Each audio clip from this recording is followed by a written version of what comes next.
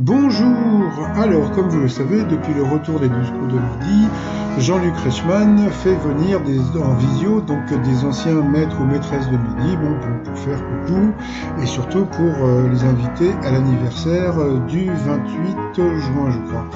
Et donc, mais par contre, il y a une personne qu'on ne voit plus, donc je ne parle pas de Christian le prisonnier, je vous parle de quelqu'un, on va dire, de plus intéressante. Eh bien, c'est Tata Véro. Donc, Tata Véro, j'ai essayé de la joindre plusieurs fois, je lui ai envoyé des messages pour savoir comment elle allait, si son mari allait mieux, etc. J'ai pas du tout de nouvelles, je pense qu'elle veut rester donc anonyme maintenant, elle veut garder l'anonymat pour justement peut-être avoir une vie un petit peu plus tranquille, mais bon, ça aurait été sympa. Donc je sais qu'il y a une personne aussi qui a une chaîne sur YouTube sur les records des 12 coups de midi et d'autres émissions qui m'avait demandé de ces nouvelles, mais bon, comme j'avais pas de ces nouvelles, donc c'est pour ça que je n'ai pas répondu. Donc vous pouvez toujours aller sur Facebook, j'avais créé le Tata Véro Fan Club, donc voilà, vous pouvez toujours aller lui laisser des messages, je pense que de temps en temps elle va les voir. Sinon, alors petit résumé des 12 coups de midi d'aujourd'hui. Alors petite crise de rire, puisque quand Eric est arrivé, eh bien il l'a appelé le chasseur d'étoiles.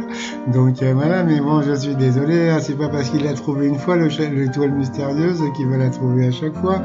Donc eh bien Eric, toujours là avec ses 853 994 euros de gains. Mais n'oubliez pas qu'il y a surtout des cadeaux. Au coup d'envoi, sa première question, comment fait-on les choses quand on s'y prend comme un manche? Eh bien, vous le savez très bien, c'est pas la peine que je ne réponde. Ensuite, vous aviez donc le sympathique Alexandre qui était en visio avec Emma, son amie.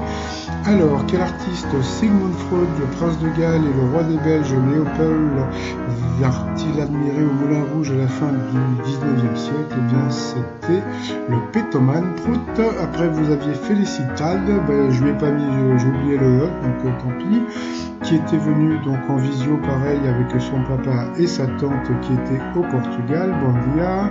Alors, comment le métro new-yorkais se prépare-t-il au changement climatique? Eh bien, c'était en climatisant ses couloirs. Ensuite, vous aviez Gabriel Sosi de Pierre Ninet. Alors, après des résultats positifs, avec quelle fédération sportive l'association France Alzheimer